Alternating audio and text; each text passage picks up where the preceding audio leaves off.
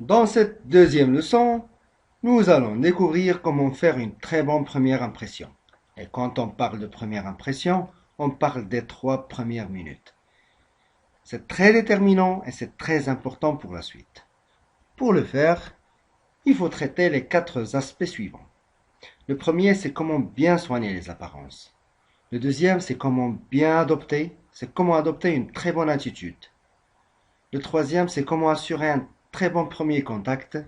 Le quatrième et le dernier aspect, c'est comment faire une très bonne introduction.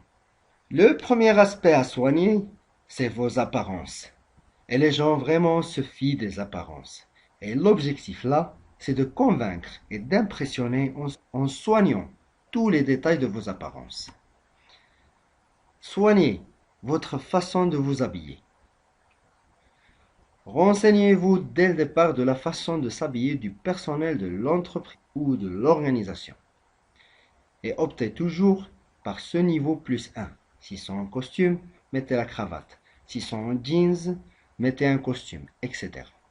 Évitez le noir. Le noir, c'est en général pour les fêtes et pour les mariages. Choisissez, par contre, le gris foncé ou le bleu foncé.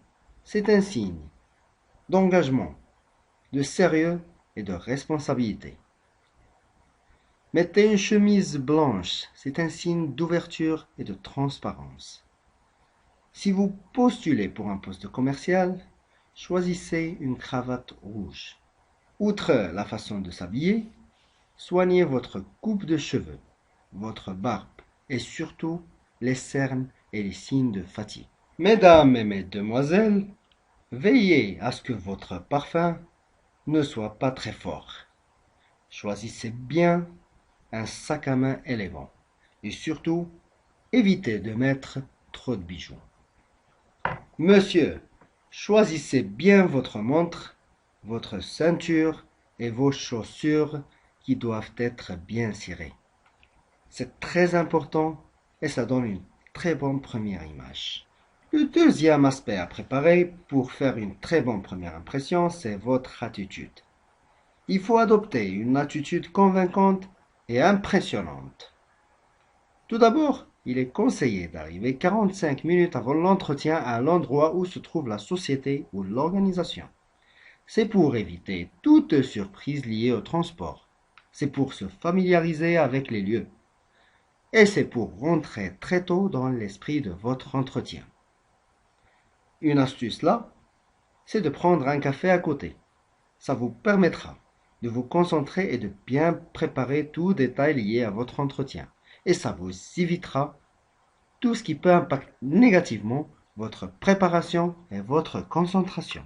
Ensuite, et en rentrant au lieu de l'entretien, essayez d'adopter une attitude positive à travers le sourire, l'amabilité, l'ouverture, le sérieux, la détente, la confiance en soi, la modestie, la détermination, l'engagement et la flexibilité.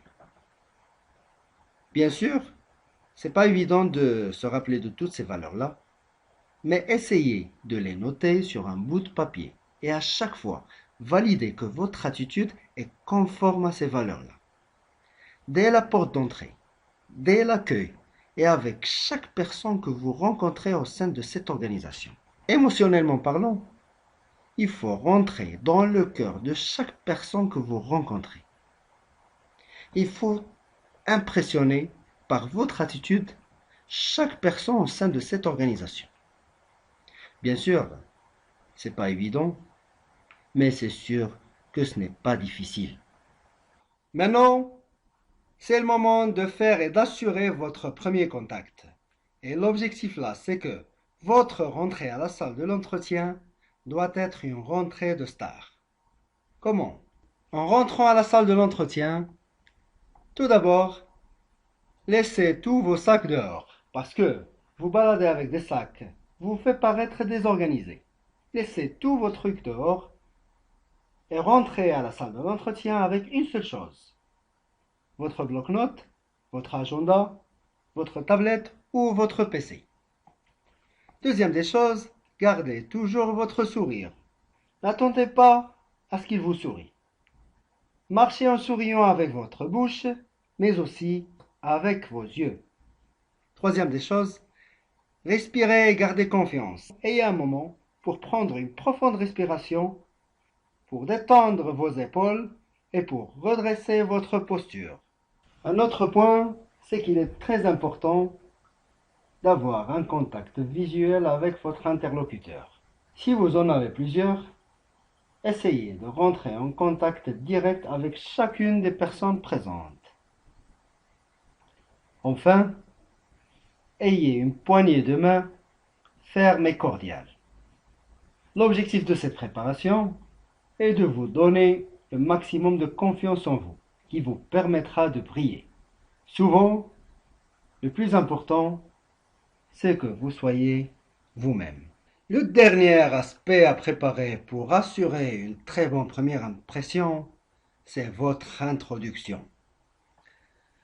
Sachez que votre introduction, c'est votre porte pour la réussite.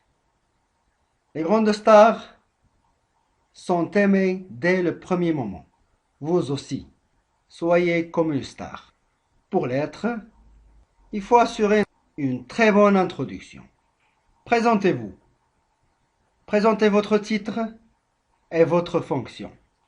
Et puis, dites que vous êtes là pour un entretien relatif au poste X et demandez la confirmation de vos interlocuteurs.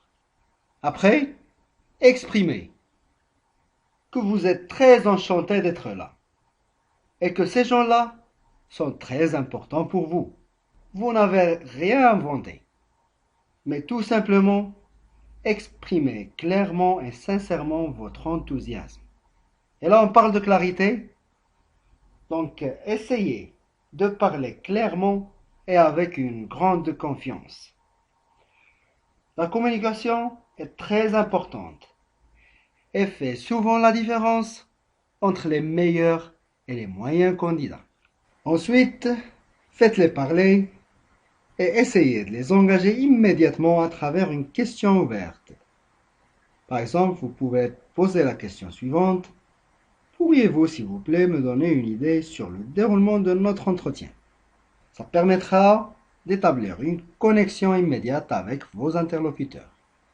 Après, évitez de jouer parce que jouer a l'impression que c'est une personne qui n'est pas sérieuse et qui n'est pas responsable.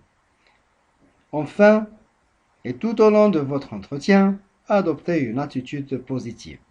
Avant de terminer cette leçon, il faut noter un point très important, c'est le langage du corps.